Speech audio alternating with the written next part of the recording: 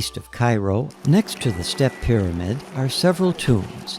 One had recently been opened for viewing. This false door allowed the soul of the dead to pass between the world of the living and that of the dead.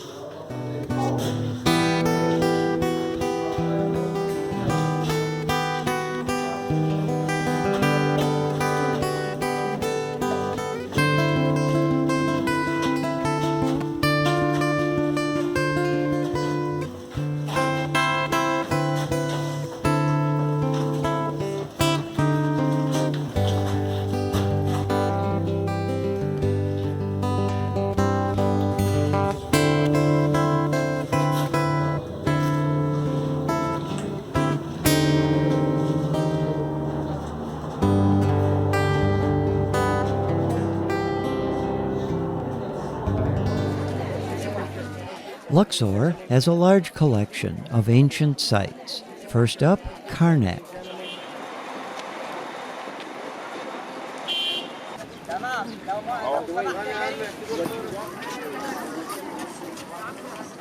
An avenue lined with ram-headed Sphinx statues heads into the Karnak Temple complex, which covers almost a mile by 2 miles, making it the largest ever constructed.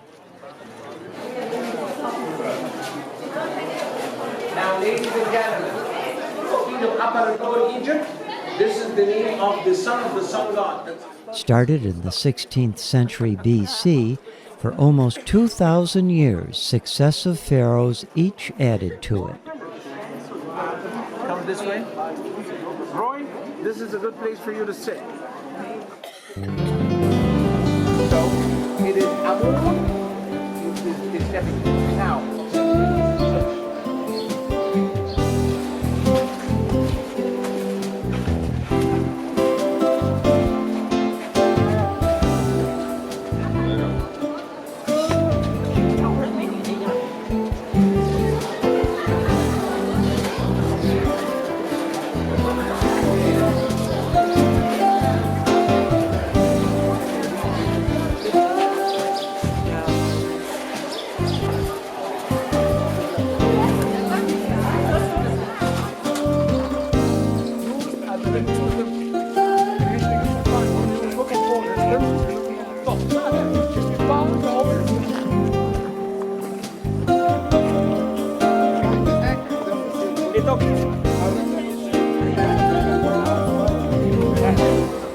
Visited at night, the temple is perhaps more impressive than during the daytime. It was built by Amenhotep III and Ramses II around the 14th century BC. These gods are not Greek gods. When we were under the occupation of the Alexander comes to the heart of the country, interested in that, and built this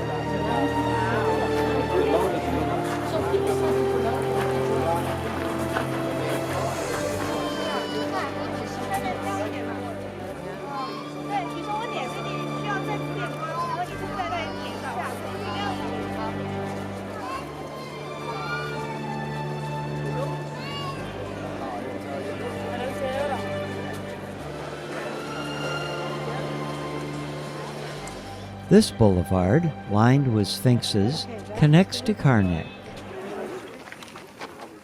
This village sits over that of the tomb workers' village. All of them were living on top of monuments.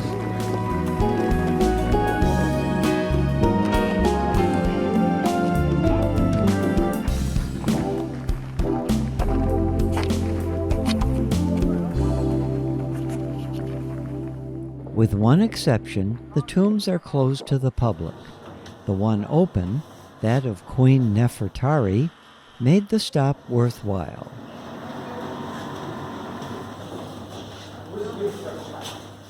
It is small, but with impressive paintings that are considered by many to be not only the best preserved, but the highest in quality.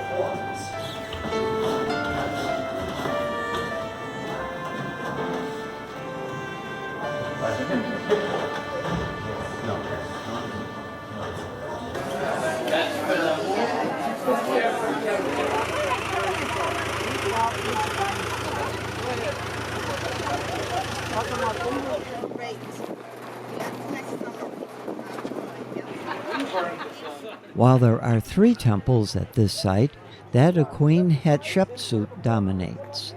She was the first queen to have the full powers of a pharaoh. Dedicated to the sun god Amun, she had her mortuary temple built beside those of 2 kings, emphasizing her position.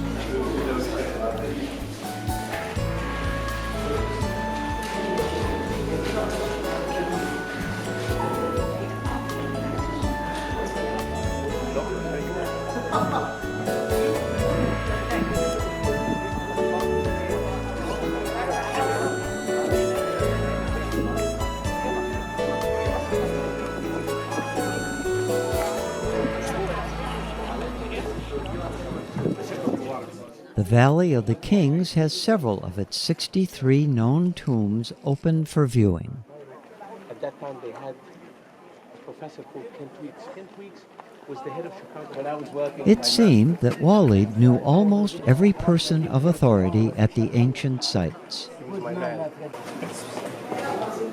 The tombs of the more notable pharaohs are quite elaborate, with some having over 120 chambers.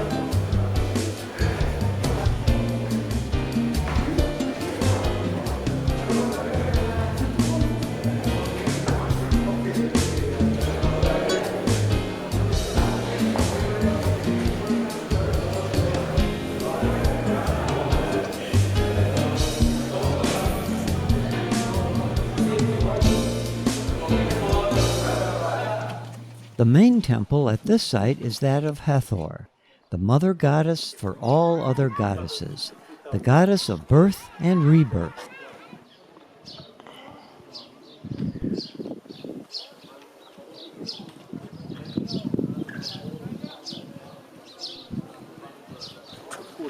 We got a glimpse of a team of archaeologists working the site.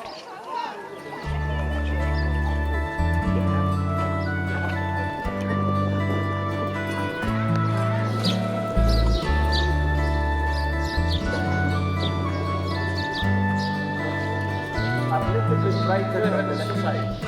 What happened?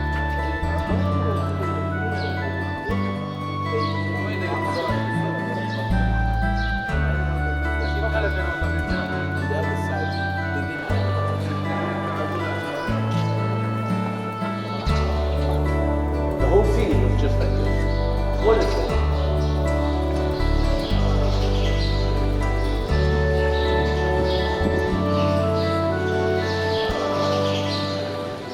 It's a piece of wood that is petrified. It is 2,200 years old piece of wood. It's the lock wood. that we have in between the blocks to hold the blocks together. Smoke from candles and incense over the centuries blackened the ceiling, columns, and walls. They are being cleaned, and the contrast is striking. We often shared our temple visits with school groups. Yay!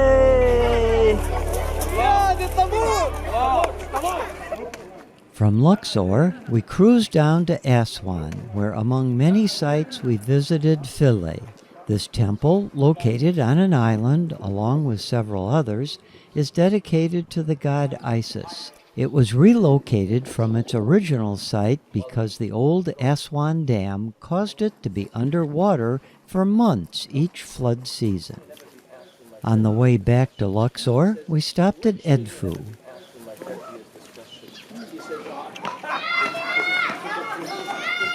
Before our tour, Wally took a few minutes to give a talk to a school group.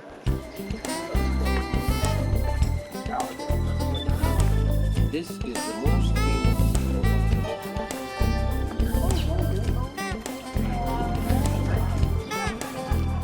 The falcon god Horus fought his uncle Seth here, according to an ancient myth, and this temple was built in his honor.